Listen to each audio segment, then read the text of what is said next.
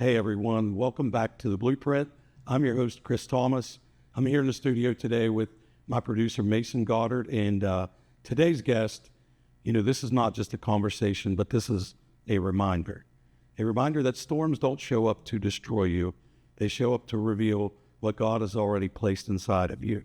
Because the truth is, every one of us will face storms, moments that shake us, test us, and stretch our faith beyond what feels comfortable. But what if the storm isn't punishment? What if it's preparation? What if the very thing you've been asking God to take away is the thing he's using to transform you? Scripture tells us in James chapter 1 to count it all joy when you face trials of many kinds, not because the storm feels good, but because it's producing something greater in you. Strength, endurance, faith, and today's guest understands that journey firsthand. She's an author, actress, theater director, and the creator of The World Beyond the Storm, a powerful vision that speaks to what's waiting on the other side of life's hardest moments.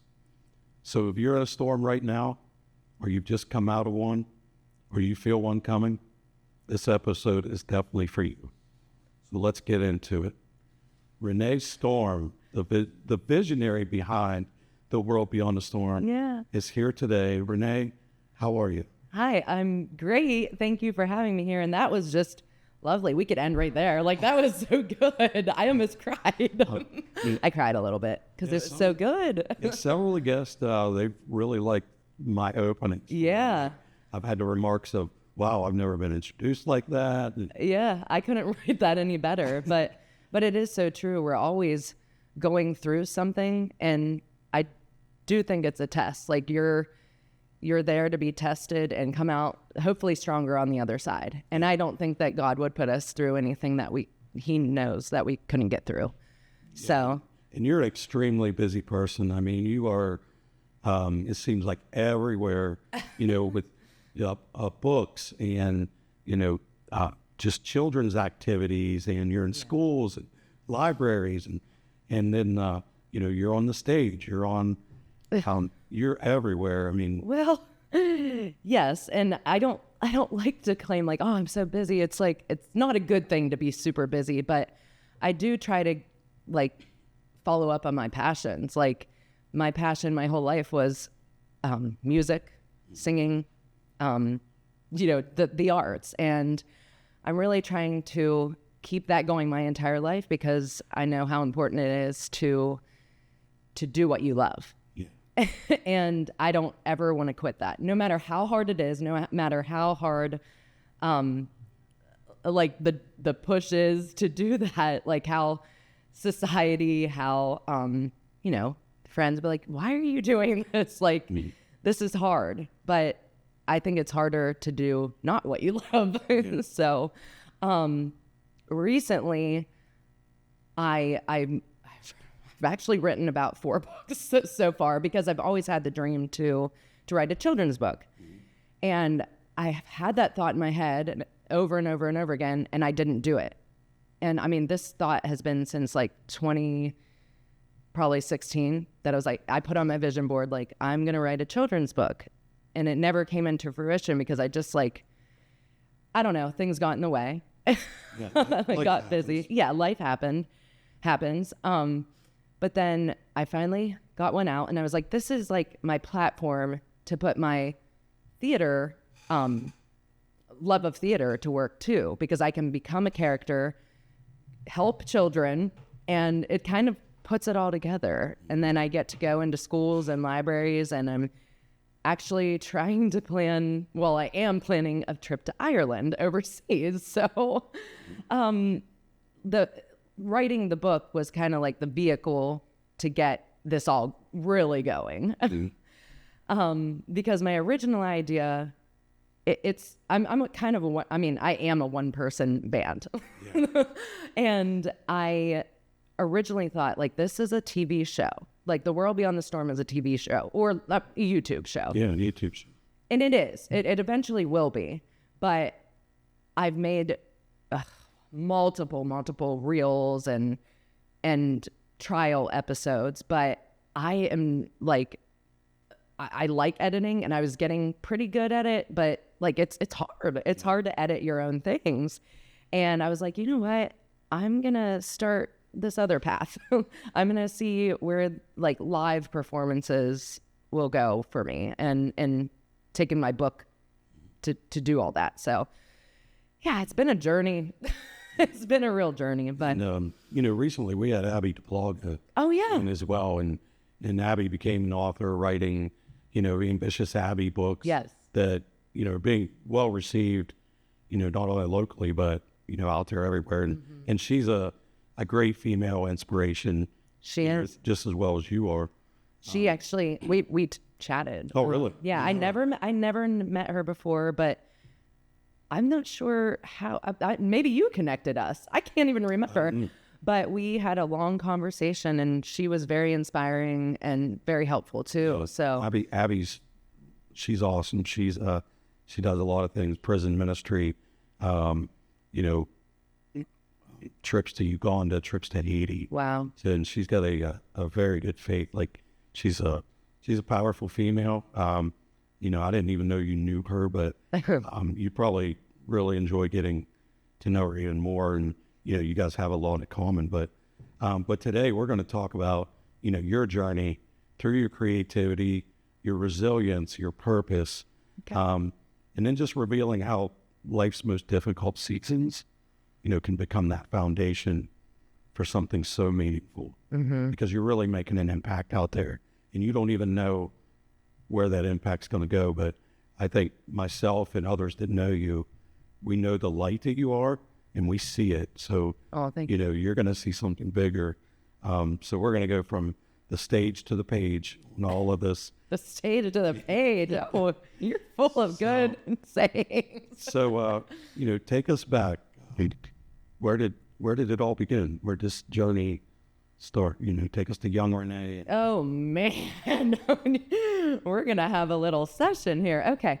Well, I always loved performing. Like I feel like I came out of my mother's womb performing. Well, and she was a music teacher. Yes, as well. Exactly. My mom was a music teacher, and she still is. She's retired, but she substitutes in schools. Like she tries to almost at least 3 times a week, and she likes to take the music positions. And she helps kids. Like she loves playing music with them and helping them. But anyways, yeah, she was a teacher, but she also was in a polka band, a very, I guess, well-known polka band called the Jolly Jays. And they traveled all over the country, mostly the East Coast.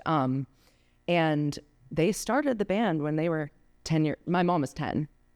And they started traveling and performing all around from then to, I don't know when, but she played like every single instrument. She sang. She was called Saxy Rose because she played the saxophone, and people still refer to her to that. It's pretty funny. But I think her love of music, I don't know. I think it's hereditary or something, but my dad can't really sing. He tries. But yeah, I guess I was kind of born with music in me, and I always sang. Like I remember singing in front of my what is it, like the stove, the oven. Like I remember looking at my reflection and singing like The Wizard of Oz. The Wizard of Oz was like my favorite musical movie, whatever. And my mother always, she didn't really push me much. It's just she believed in me, and she would encourage me to sign up for like talent shows, for whatever I really wanted to do. I was in dance class. I had singing lessons, and she supported that. Both of my parents did. And he's, I was in choirs my entire like 6th grade to, or even 5th grade to after college. And that really helped my music path. I'm kind of skipping around here, but like, but you were subjected to music basically at a young age. Yeah. And being a music teacher, so you probably, just saw it around you. It was part of the arts all the time. Yeah. And as you said, my mom was a teacher at Moundsville Junior High at the time. I went to Moundsville Junior High because of her. She was a show choir teacher, and we got to go to New York. We got to play, perform in the Macy's Day Parade. I got to perform a couple times, and we opened it. It was so cool. And then I wouldn't have had that opportunity anywhere else. And even though it's hard to have your parent as a teacher, you know, I was very grateful that we got that opportunity. Not a lot of people get to be in the Macy's Day Parade, especially from Moundsville, West Virginia. Yeah. And a whole group of us went. And then we went to like Disney and stuff like that. So, and then I fell in love with theater. We didn't have like, I know in the junior high, it's not middle schools now, sorry. They have plays and musicals, but we didn't have that back then in Marshall County. But I was in a play in 9th grade, and it was for the Strand. And I was actually thinking last year when I directed Charlie Brown, the musical at the Strand, I thought back, I was like, the Strand is where I started. And like, that's Full circle. Yeah, it is a full circle. But yeah, I was in a play, and then I fell in love with theater and musical theater then, and just kept going with that. And I went to undergrad at West Liberty. It was awesome. It was State College, West Liberty State College back then. And I had amazing directors. Al DeYager, I don't know if you're familiar with him, but he was amazing. He was my choir director. We performed in Italy. We got to perform at the Vatican, and we sang all over Italy. And then Mr. John Riley, he was my theater director, and he's still doing theater to this day, but he's an actor now. And he was so tough on us, and I needed that tough love. We talked about tough love before, but he would never tell you like, you're doing amazing, you know, but he would be like, okay, that's good. And then he told me later on like what he liked. But anyways, that I just kept doing theater after college. Yeah, and oh my, this is like a lot to think about. Well, you're still doing theater. I know you currently have one going on. Yeah. I know you mentioned the Charlie Brown Christmas that you did at the Strand. This past year you had Elf Jr., the musical. Yeah. But they've been phenomenal. They've been such good shows. You know, I've been to the Charlie Brown Christmas at the Strand. I've been to Elf Jr. and they were packed houses. Yeah. People loved it. So my path kind of led me to some businessy things. Like I was in sales a little bit, so that helps with with being a director as well, because I was like, you know what, if we give a lot of kids the opportunity to be in a show, then we can, sell a lot of tickets. Well, I had no clue. Macy's Day Parade, New York City, singing at the Vatican, these are some pretty big experiences. Yeah, and I'm so glad to think about that again, because you forget. Yeah. You forget all of those experiences, and that's what has made my love of the arts grow stronger. But you talked about the storms as well, and I went to grad school. I don't talk about this at all, but I'm gonna share this because here on the Blueprint, we like to talk about things that we believe need talked about, right? Yeah, we've covered, cancer, breast cancer, mental health, especially for men. So these are things that need talked about. Yeah. That your story saves someone else, and that's what we don't need to hold those in, because somebody out there is dealing with the same thing as we are. It's true. So go ahead. Yeah, the storms, if they don't conquer us, do make us stronger. I always wanted to go to New York City, and I wanted to live there, and I wanted to perform on Broadway like every other, theater person. But I was like, you know what? I went to, after I graduated from West Liberty, did some silly things in my 20s. Moved to like South Carolina, worked as a waitress, but working as a waitress makes you very, you have to deal with people. It makes you strong too. But a few years after that, I was like, I'm going to go to New York. I wanted to teach. I wanted to teach kids, and I wanted to teach theater. But I also, people are big on backup plans. So I was like, well, maybe I should get an English degree to teach English just in case I can't get a job in theater. And I hate thinking like that, but it was just kind of something that I don't know, I thought was right at the time. But so I started to go back to grad school at West Liberty, but the path that I was taking, like a dual English and theater education degree, was going to take me 14 years. And that's not an exaggeration. So I was like, well, I've always wanted to go to New York, and NYU has a dual certification in English and theater.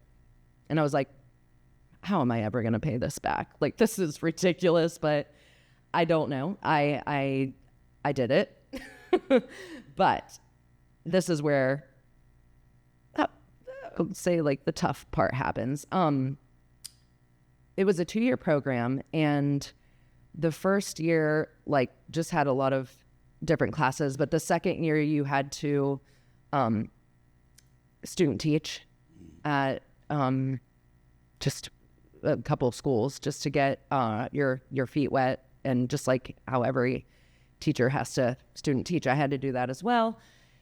But there were some classes that I just was not doing very well at. Although I wanted to be an English teacher, my thoughts are always all over the place, and I wasn't like the best writer. And I hated like just sitting down and writing papers. Like that was like so grueling to me. And sometimes I would just like get my work in and just, be like, okay, this is done. Let's just send it away. Let's just turn it in. But anyways, so one of my teachers was like, I don't think you are capable of being an English teacher. Like you're not that great of a writer. You're like, I don't even know what the reason, I can't even remember at this point, but they were not wanting to pass me on. Like I was not going to graduate after 2 years. And I had I don't remember what they call it, but the person that I was, I don't know what to call it. I can't remember, but it was where I was student teaching. Mm-hmm. The person that was my teacher that I was under, I can't remember what that name is. But she was like, yeah, you shouldn't be a teacher. You shouldn't be teaching English. Like, you just don't have it in you. And she was like, she knew that I was doing triathlon at the time too. She's like, I know that you like to work out. Maybe you should just go and be like a fitness instructor. And I already was a fitness instructor. So I was like, okay, well, whatever. But so I pretty much did not do well with this particular person. And I just was going to fail, like everything. And I finally, I had to fight a little bit to be like, I just need out of this placement. Like, I need to go somewhere else. And I remember just crying every day, asking God to help me, please help, this, I can't fail this. I want to pass, and I want to teach, and I want to help kids. And I just kept praying, kept fighting. And my parents actually would call the school and be like, please, is there anything you could help her with? I had a whole army of people helping me out. And I remember calling my best friend and being like, they're gonna fail me. They're like, she was like, they cannot fail you. You just got to keep pressing through. And I finally got a new placement, and I just call her my angel. It was in a 6th grade classroom. And she was like, why would this other teacher say this about you. Like, you're such a good teacher. Like, you connect with the kids. And like, she's like, I will fight for you. I'll be your advocate. So that's why I call her an angel, because she was my advocate and fought for me to be able to graduate on time, like get everything that I needed to be done. And so, yeah, I mean, that whole last year was just a storm, a huge storm, which I'm not even really communicating that well with, because it's like still weird in my mind. But it turns out that I did get to graduate, and I like fought so hard for that. And I don't really talk about that a lot because it is kind of embarrassing. Like, I taught English for 2 years after that too. Like, here in, I taught at Buckeye Local and I taught at Wheeling Middle School. But yeah, so I just didn't give up. Like, they could have been like, you know, you're going to fail out of this. Like, you need to quit. We're going to like take this away from you. But I was like, no, like, I know that I can do this. So I just think it's so important to like know what your goal is and what you want, and to keep pushing for that, no matter what people tell you.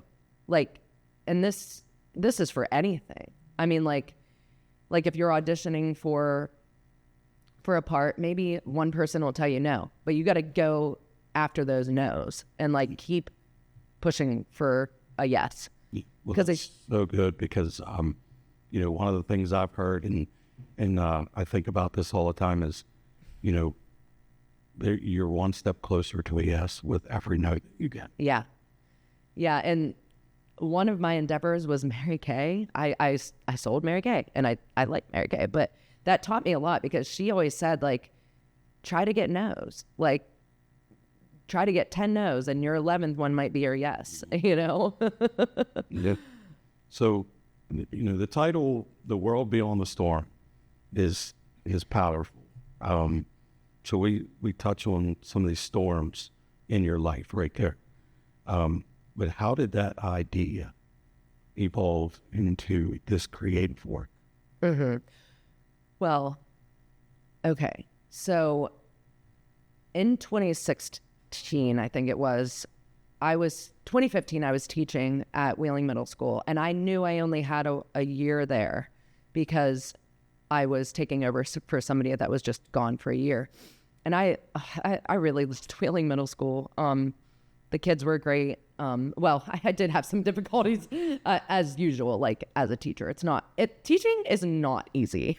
Let's just say that, because there's a lot more that goes in than just teaching. But anyways, after that, I applied for a position, not in teaching, but I was just looking on Indeed one night, and a position comes up like, do you like to teach? Do you like to sing? Do you like to dance? Do you like to perform and travel? And I was like, wait, what is this? Like, is this like fake? And then I applied for it. It was called Jump with Jill, and it was the world's only rock and roll nutrition show. And I was like, this is so fake. But it turned out it was very real. And that was a process in itself. It wasn't just I got hired. I had like a ton of interviews and like had to audition for this position, because the position required you to drive the vehicle or van, our touring van, full of equipment. You had to travel with a partner that was the DJ of the show. It was a one-woman show, and a DJ that he had a part to set up all the equipment, and had a small part in as well. He was the show too. But so for 4 years, I traveled with that all around the country. We even toured in Europe. But that show really strengthened me as well, because traveling every single day with a partner and having to put up the show, then tear down the show every single day, multiple times, they wouldn't, like 3 times would be the max, but that's a lot of work. That made me very strong, because we were in a hotel every single night. And I did that for 4 years until COVID happened. But the reason why I'm talking about this is because that really shaped my vision for my own business. Because the owner of the company, the creator of the company, Jump with Jill, was actually Jill Jane. That was her stage name. And she was a woman or is a woman. And she created this whole touring company and her own characters. And I was like, you know what? Why couldn't I do something like this? Because I knew I couldn't play. There was always something inside me, like, I love the character Jill, but I want to play myself. Like, it would be so much easier just to play a version of myself. And I really got that idea because of, inspired by her. When I was on tour one day, it was probably in 2018, that I was like, I'm going to create something myself. And because I was like, I want to perform my whole life. I want to inspire kids my whole life. Because I know that I do know, like, after all these years working with kids, like, that is what God wants me to do. Because I just can connect with them so much. I mean, I'm not saying better, but I understand them. I don't know how, but it's just something that's inside of me. And I was like, I want to do this for kids. And I know how to do this because I have taught. Like, I have so many things that have led me to this. So anyways, I started with that idea, and I was dating at the time, now my husband, Ryan Storm. And I was like, oh, that's a really cool last name. I always had the last name Zelinsky. So I was like, it's cool, but it's like, I didn't get any ideas from that. But Storm, like, I'm going to be Renee Storm. Like, that's a cool name. It's like a superhero. Yeah. And so I just kind of played around with that. And then when 2020 happened, my job was furloughed. We had to quit touring. And I didn't have a job, just like many other people. So that gave me time to really create the other characters, like not just myself, but I had a coworker that we still work together today, from Jumbo Chill, and like she helped me kind of develop some ideas, and then I had some other friends that I would bounce ideas off of. But I wanted my characters. There's only 6 of them right now, but that's a lot. Yeah. Like Stormy the Storm Cloud. He's like the one that we have to bring up because he's kind of sad. But I think that helps kids because you're not always going to be happy. Like, and I used, like, in my positivity journey, I used to be like, you have to be positive all the time, but that's not true. Like, it's okay to show your emotions and you just can't dwell on them. But anyways, okay, and then there's Sunshine Shiloh, which I have a friend named Shiloh, and like she's always sunny and bright, and like I was like, oh, the sunshine, you need the sunshine. And then I had Gratitude Rock, which he kind of reminds me of a godly figure, because he's reminding us to be grateful for what we have and really what we don't have. And he's a rock. I mean, yeah, and he's a rock. Yeah, taught to build upon the rock, that the cornerstone. Yeah. And then I incorporated my daughter, because I was like, I struggled so hard, like in the beginning with, auditions and stuff like that. Like, if I give my daughter a guaranteed job, like her whole life, she might not like it, but if she doesn't have to do it. But she's in my books now, in the show or whatever that's doing over there. But I was like, the storm is such a great concept to work with, because we are always going through a storm. And it just depends on how we get out of it. I mean, there is another side, and there's always another side that you can look at. Yeah. Yeah, we can be going through hard things, but there's hope. Yeah. At least I would like to think that. Well, there is. And it makes me think of, Psalm 23 that in there it says, though I walk through the valley of the shadow of death. And the key word there for me is through. Yeah. It doesn't say you just set up a tent and camp in it. No. It doesn't say you stay in it. No. It says you walk through. Yeah. And we're going to go through valleys, and we're going to climb up another mountain, and then you got to come down the mountain, and you're in another valley. So there's always, the ups and downs. There's the storms. There is. But what's on the other side of the storm? Yeah. There's a rainbow usually. I'd like to think that. Yes. Sunshine. And yep.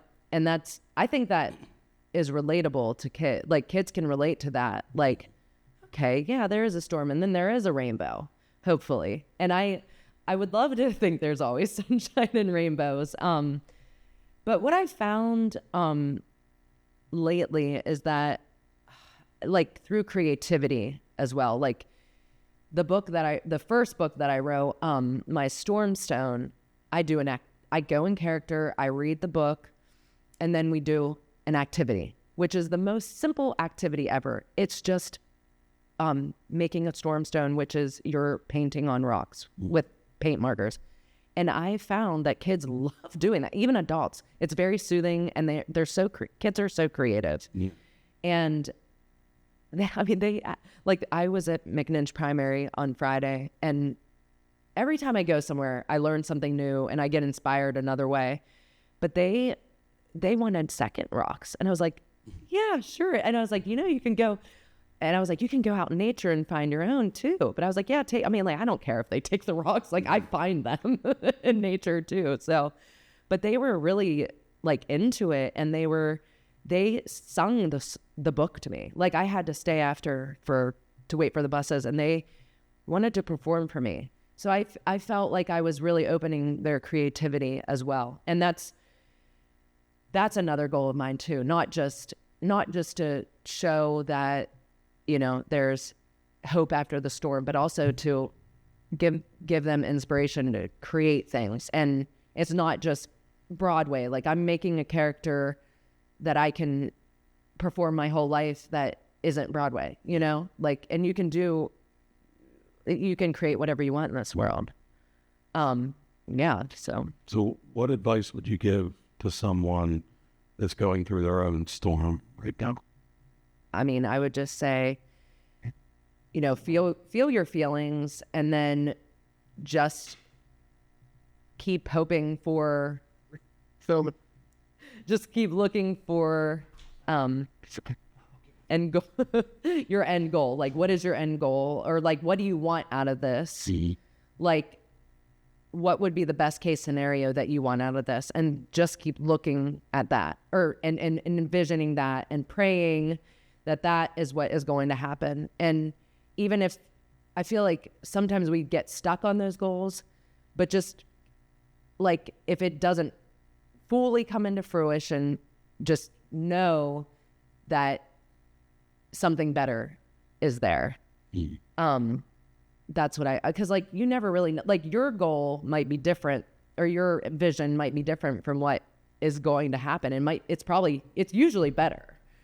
So I always just, like, this last 4 days, like, I've been trying to publish. I published my books on KDP, which is Kindle Direct Publishing, Amazon. And it's not easy, but you just gotta like you just gotta know that it's going to happen. Like, you're gonna do it. Like, no matter what you're going through, it may be hard, but you just gotta keep pushing through and hoping and knowing and hoping for the best, I guess. Is that like the best thing I can say? Yeah. What would you say to someone out there that's questioning God in their storm? Oh, that's deep. Well, I guess I would say, like,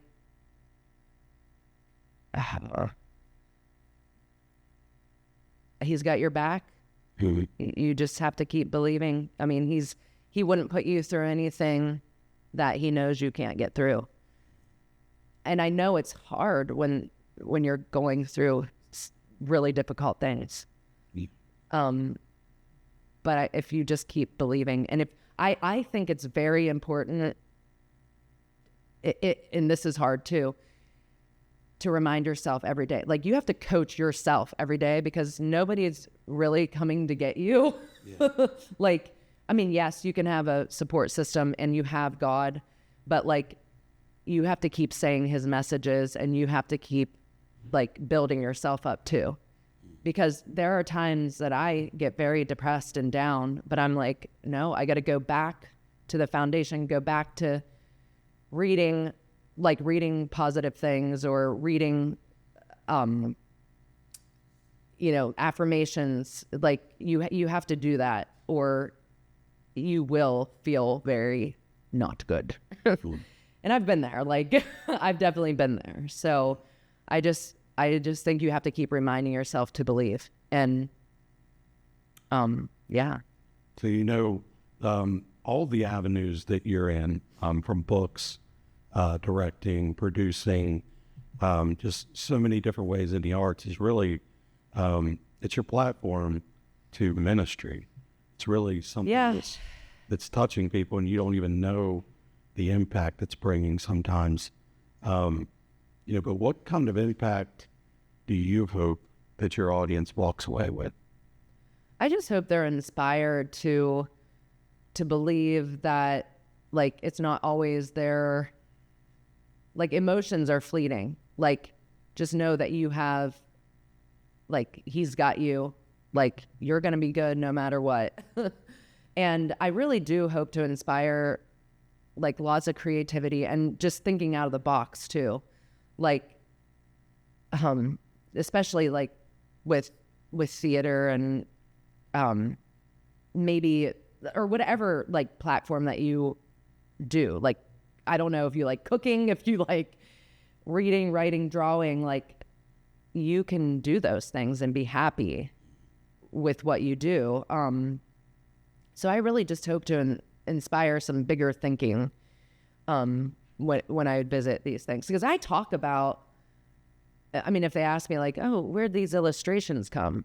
Well, I tell them the truth. Like, I use AI because that's just what this world is coming to. You can do so much in this world, and it's whatever you imagine you can do. And I just really hope that kids see that, especially when they're young, whenever people are trying to feed you things like, you've got to do this. And I know you have to listen to your adults, but yeah, I just want to help them get creative and reach for what they want to do in this life and be happy.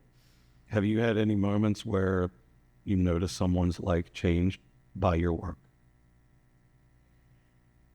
Well, like you said, it's kind of a ministry, and I don't see it. I haven't seen anything like super directly, but the other day, I'm not going to say where I was because it's kind of confidential, but I was somewhere reading my book, and I was like, there were only 2 kids there. And I always say, like, I don't care if there's 0 kids or like 1,000 or more. I know that I have a reason to be there. And I was speaking to these 2 kids, and I was like, you're in 6th grade and 4th grade. Like, this might be a little bit young for you, but I want you to be honest. Like, please tell me if you think this is too childish. But I was speaking with this girl, and I had another kid there too, but the girl was asking me so many questions, and she was mesmerized because I sing with my book too. I built that in there so I can sing with the kids as well. And she was like, oh my gosh, she was like, that was so beautiful. And she was like, I like to sing too, but I'm too scared to sing in front of people. And I was like, well, you just got to start slowly and, keep, like, try to sing in front of people. And I was trying to encourage her to get to, to sing in front of us. But I think like something happened that day. Like, you could see her click. And I see that, I've been seeing that a lot, like with kids opening up to me and like sharing some of their like what they're scared about, or their like what they want to do with their like, or like singing, dancing, whatever, drawing. Some kids are such good, like so good at stuff, and they just need to be recognized. And somebody to tap in. Yeah. As well. Yeah. So that I don't know like what, you know, will happen. Like this was a couple weeks ago. I don't know if that really inspired her, but maybe it did. You know, you never really know. But I could just see like a light bulb in there. But I go back and think, and I'm like, you know, it is a ministry, because I'm helping.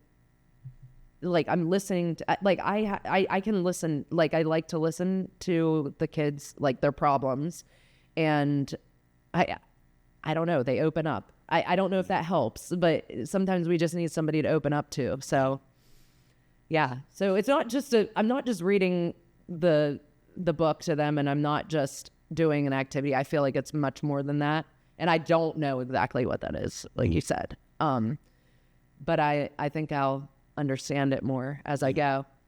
Yeah. What's next for World Beyond the Storm? I just published that silly book last night. It's not silly, but it really, like, KDP like was giving, like, it bounces you back. Like if you submit something and it's not right to their standards, they bounce it back.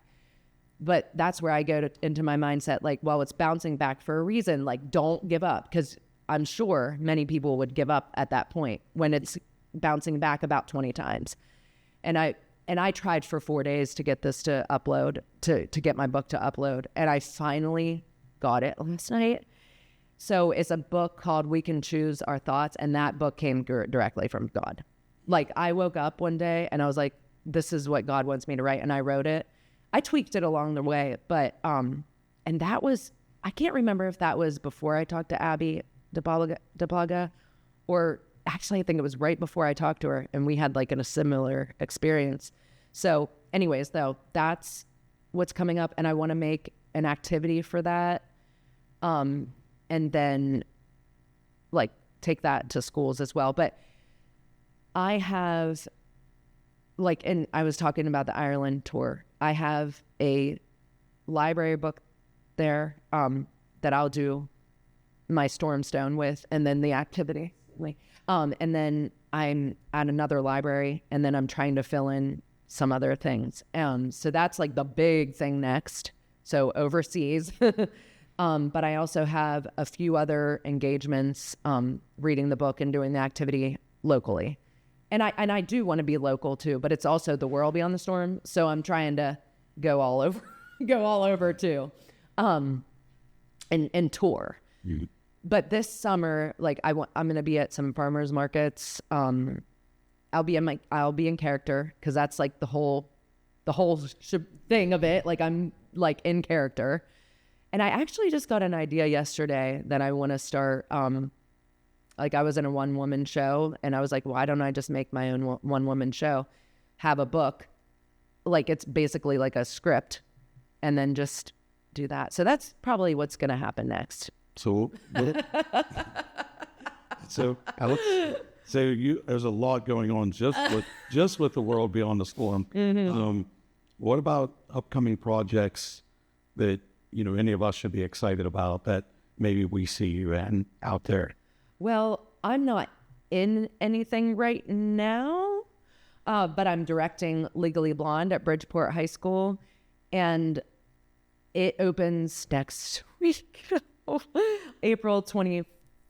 I think that's the Saturday. Whatever Saturday that is, we have a double show that day and then a show on Sunday. But I am extremely proud of Bridgeport high school kids, because Legally Blonde, I know the name is like Legally Blonde, like it's like fun and games, but it is a hard show. And it's completely all singing. Like it's pretty much like Hamilton, but not Hamilton.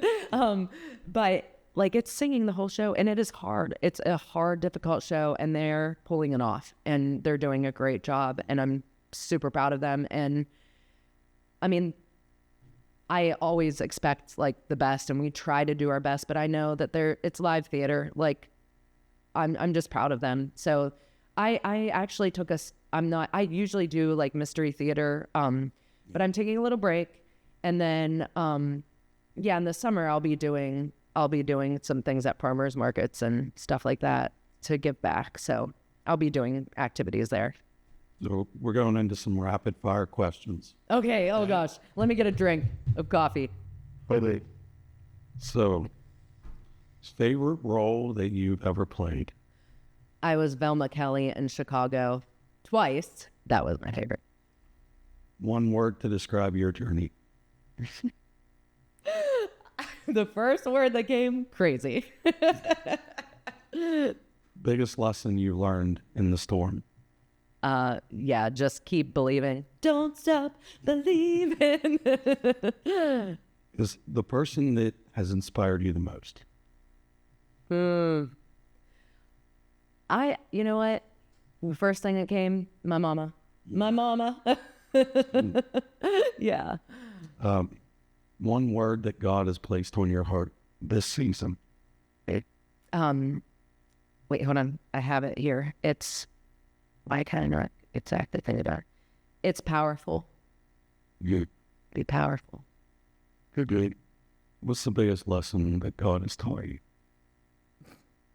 I think like what we just said, like you're going to go through some really hard times, but it's all going to end up okay and better than what you even perceived or thought it could be. So tell us to any of our listeners where we can find your books, where we can see you out as, Miss Renee and the world beyond the storm. Well, I don't actually have a website right now. I do, but it's just not worked on. Mm-hmm. So you can visit my Facebook page. It's World Beyond the Storm on Facebook, and I have an Instagram as well. I wouldn't, unless you want to laugh a lot, I guess you probably could visit my YouTube channel. Yeah, your YouTube shorts are probably off there too, which are really... Yeah. My YouTube channel is World Beyond the Storm. I try to keep it World Beyond the Storm pretty consistent. So if you just look that up, I'm sure you'll find something. Yeah. And I have I have links out there to my link tree. Oh, and my books are on Amazon. So, or I have some in person usually. So yeah. Anything you want to say to the listeners that are watching? Yeah. Watchers and listeners, thank you for watching and listening, first of all. And, I think the biggest thing is like when I think about being grateful and for what I have and what God has given me, that is when I feel the best. So no matter what storm you're going through, remember what you do have and remember that there is hope and be grateful for what you have and what you don't. That's pretty much it. Renee, your story is really a testament to the fact that storms are not the end. They're often the beginning of something great. Mm-hmm. And, I thank you for joining us today. If you're listening or watching and you're in a storm, listen to me. God sees you. God is with you. And God is not finished with you. The storm may feel heavy, but it's producing something in you that comfort never could. Renee, thank you for reminding us that there is a world beyond the storm and that God's always there waiting for us. Thank you. So next time, this is The Blueprint.